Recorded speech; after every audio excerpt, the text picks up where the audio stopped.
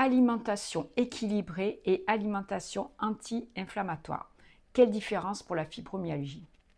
Vous pouvez manger équilibré, mais pro-inflammatoire. La différence entre les deux alimentations, déjà les objectifs ne sont pas les mêmes.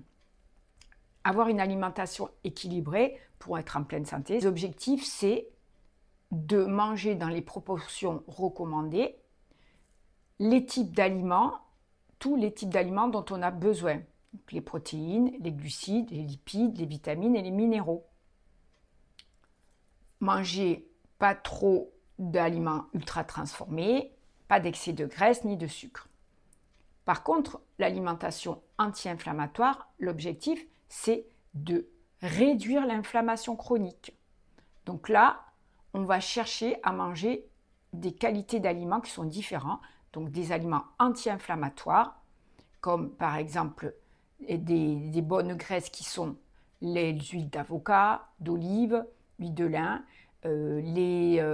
tout ce qui est brocoli, légumes verts, ensuite les poissons gras comme le hareng, la sardine, le maquereau, et puis bien sûr réduire tout ce qui est inflammatoire comme les laitages de vache, la viande rouge, je ne dis pas de la supprimer, mais il faut la réduire.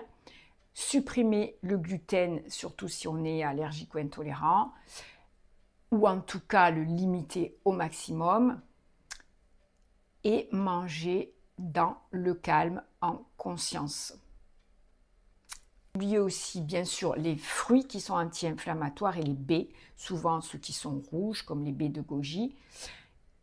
Et donc, pour résumer tout ça, une alimentation équilibrée vise la santé globale.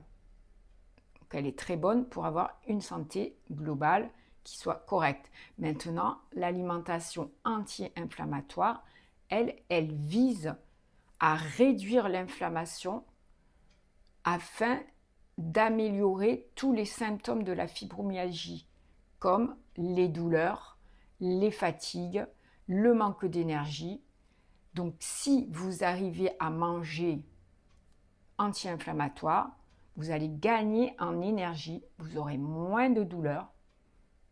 Donc, ça ne veut pas dire de vous priver, mais de choisir d'autres qualités d'aliments, de remplacer certains. Voilà. Alors, si vous avez aimé cette vidéo, n'hésitez pas à vous abonner à ma chaîne pour retrouver d'autres conseils et d'autres aussi exercices. Si vous avez des questions, mettez-les en commentaire. Si vous avez besoin de recettes, demandez-les-moi en commentaire.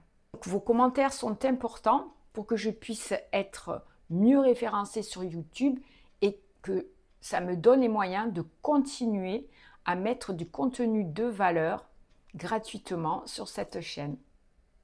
À bientôt, portez-vous bien, prenez soin de vous.